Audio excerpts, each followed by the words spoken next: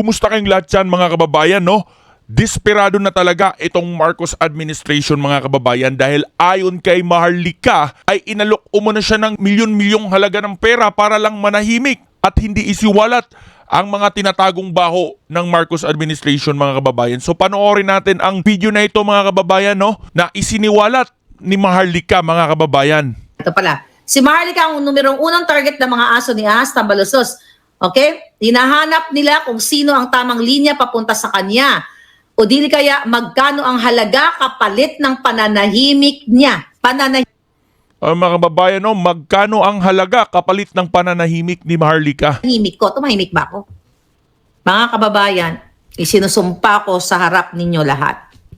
Over my gorgeous body, darling. Hindi tayo magpapabayad sa mga putang inang to. Yun. Hindi Tapang. tayo kailangan tumanggap ng kaba ng bayan para maging halimaw na katulad nila. Kasi sabi ko nga sa inyo, kung pera lang ang gusto ni Maharlika, kita nito? Ang daming channel na dumaan sa akin na manahimik ka na palangga, pumunta ka na lang, isasalubungin, di ba sinabi ko sa inyo, December, pumunta ka na sa Malacanang, i-surprise natin si Lisa, Sabi ko, ano ako, ulul, katulad nila? Ano ako, bangag? Iso-surprise ko, tapos kunyari, painumin lang ako ng, baka sa airport pa lang, binangbang-bang na ako ng mga putang. Hindi ako. Nope. Napaka talaga nito si Maharlika mga kababayan, napakatapang, no, at walang kinatatakutan, no. Sasabihin niya talaga kung ano yung mga nalalaman niya mga kababayan, no, at ayaw niya na magpatuloy itong kadiliman at kasamaan ng mga namamantala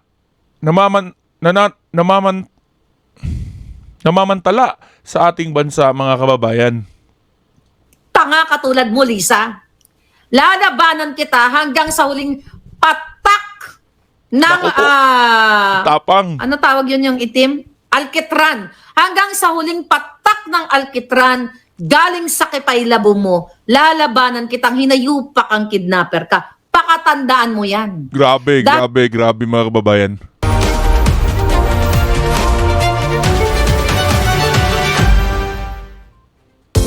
Welcome to our marketing report, where we bring you the latest trends and insights in the world of marketing. Dahil wala, isa kang basura, isa kang alkitran, pag wala na ang kapangyarihang ninakaw mo at pakikisabwatan mo sa Smartmatic, ayan ang affidavit ni Glenn Chong na hindi ninyo kayang sagutin. Pag wala na ang pera ng bayan, para kayong mga alkitrang masang impeachment, they will remove Sara through the help of the heavily corrupted House of Representatives and the full cooperation of the compromised and unprincipled Senate. When this happened, power is now absolute in the hands of one family, and the Philippines and the Filipino people are doomed. Now, mali ba ito si Puting Ahas? This was November of 2023. Gagamitin through impeachment ang mga buhaya, ang mga tuwad, ang mga demonyo sa House of Representatives. Look at what's going on now. With the WAD committee, nagkamali ba to si Bangag? Nagkamali ba yung Puting Ahas sa mga bangag? Gagamitin si Trillanes. Pawala ng sala si De Lima. Dami ng ginagamit ngayon mga kababayan, no, para ma-impeach si Vice President Sara. Now, this year. So meaning, ang ating Puting Ahas ay hindi nagkakamali kahit kailanman. Ba't siya magkakamali?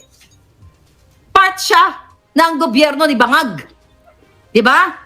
Ang sabi niya sa akin, dito lang muna ako, madam, dahil pag nawala ako dito, wala ka ng Puting Ahas. Sabi ko, play your cards good, darling.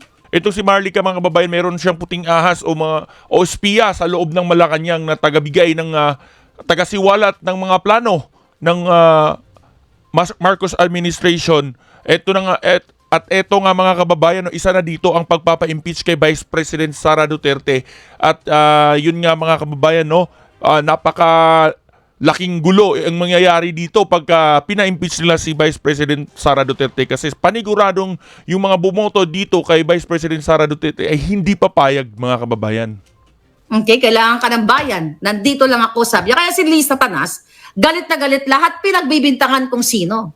Hindi niya alam nakikipagtsuktsakan siya sa aking puting aso. Chika lang. But anyway, mga palangga. Hi, Cathy. Uy, mamaya may vlog kami ni Cathy after this. Ngayon, mga palangga ko. So ano ngayon? Malinaw pa sa sikat ng araw na lahat ng mga information na binigay natin sa inyo, tumpak lahat. Yes, si Trillanes. But anyway, here's the thing. Pating, wala pong kapupulutan o walang patutunguhan yung mga ICC na yan. It's all what? Propaganda. It's all cover-up sa pagiging failure o pagiging... Huwag kayong paaapekto dyan sa ICC na yan. Hindi nila madadampot si Pangulong Duterte. Itataya kong alindog ko dyan. Tama.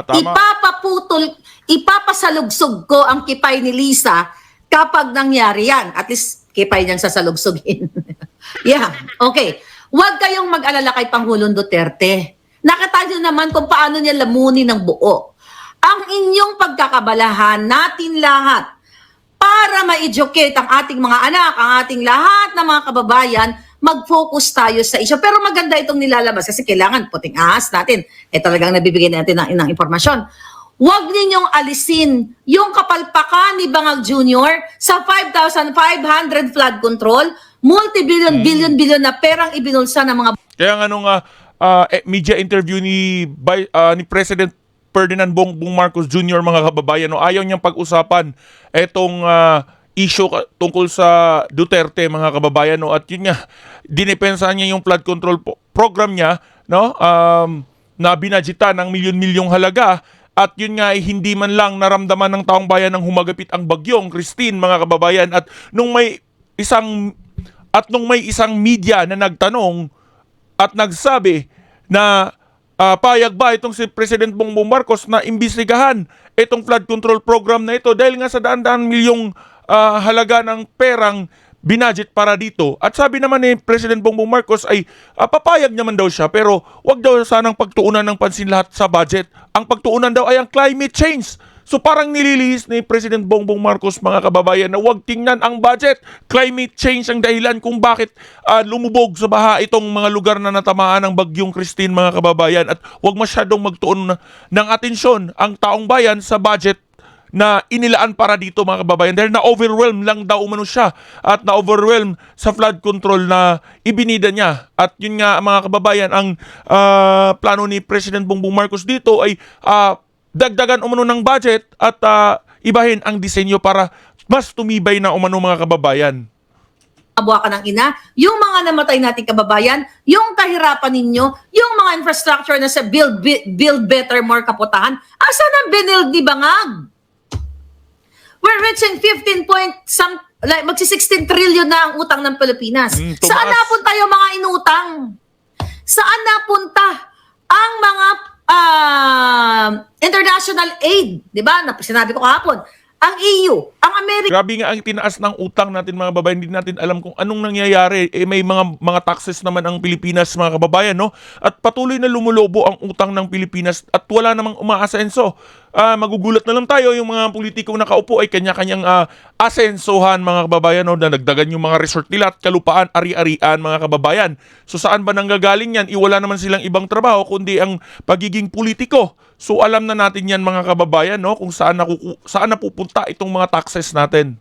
Nasaan napunta yan? Ang EU, like this year, according to the Billionaire article, like from 4.5 million this year, nagdagdag ng 1.5 million, kaka-approve lang like few days ago. Saan? Binigyan ba kayo ng pangyero sa Bicol? Uy, kayo, Bicol, Calabarzon, buong Pilipinas, nung binaha kayo sa Manila, nagbigay ba ng pa-plywood, pa-semento, pag-repair ng bahay ninyo? Ano? Pili tayo lahat ay gorgor, si Sas ginugorgor, si lahat tayo ginugorgor. Pero tatayo tayong maalindog kahit tayo ay ginugorgor. So, eto po yung mga issue na gusto nilang kalimutan ninyo. Gusto nilang pagtakpan. Yung pagnanakaw, yung concert ni Bangag, yung concert ng Duran-Duran, yung pag-imbita kay Martin, ano ba yun? Martin, ano yan? Ano ni Paps? Anong piledo niyan? Ano yan? Yung basta yung mga artistang mga artistang mga nakakatanggap ng pera sa Martin Rivera, mga nakakatanggap sa mga kanilang mga pagbabay. Maya-maya. And tama ba?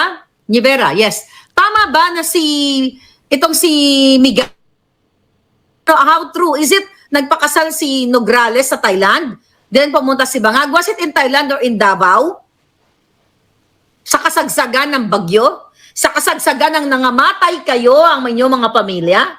I'm not Grabe. sure kung saan yung kasal. Dahil wala akong pakialam sa kabigaan ng babaeng yan. Dahil wala akong pakialam sa ilong niyang retokada. Oh yes, sa Thailand. So imagine mo, if that's factual, Myra Gu, kung ikinasal si Nograles sa Thailand, ibig sabihin, ang presidente ninyo, wala talagang pakialam sa inyo. Ang kasal na yan, pwede yang i-postponed. Wala talagang Bakit? pakialam. I mean, yung pagiging guest niya. Ayaan na si Nograles magpakasal doon, ang bigatla na yon, di ba? Magpakasal siya hanggat gusto niya. Ayun nga kay Vice President Sara Duterte, mga kababayan, walang plano itong si President Bongbong Marcos, no? Mula nung magtandem pa sila, nakita ni Vice President Sara Duterte na walang malinaw na plano. Kaya nga nasabi ni Vice President Sara Duterte na itong si President Bongbong Marcos ay hindi marunong sa pagkapangulo, mga kababayan. Kaya nga nabash itong si President Bongbong Marcos dahil nung humagupit na ang bagyo at ang dami nang nasalanta, tsaka pa nagplano, tsaka pa nagpatawag kung ano ang gagawin, mga kababayan, no? Gayong alam naman na, no, ilang linggo pa lang, no, alam na may paparating na bagyo na ganun kalakas, ay hindi nagplano at hindi naghanda itong si President Bongbong Marcos nung natapos ng humagupit ang bagyo, mga kababayan, no? Tsaka pa lang nagplano at nagpabida pa nga itong mga kaalyado ni President Bongbong Marcos na ito daw gagawin, merong ganyan-ganyan na mga boat, pero after 2 months pa ito dadating. So anong mangyayari doon, mga kababayan, no? Grabe. So ayun, mga kababayan, anong masasabi nyo dito, no, sa tangkang panunuhol ng ni Lisa Marcos kay Maharlika para tumahimik at hindi na mag-ingay, mga kababayan, no? At ang plano nila na pabagsakin itong si Vice President Sara Duterte at ipa-impeach sa pagka-vice presidente. I-comment mo yan sa comment section below, mga kababayan.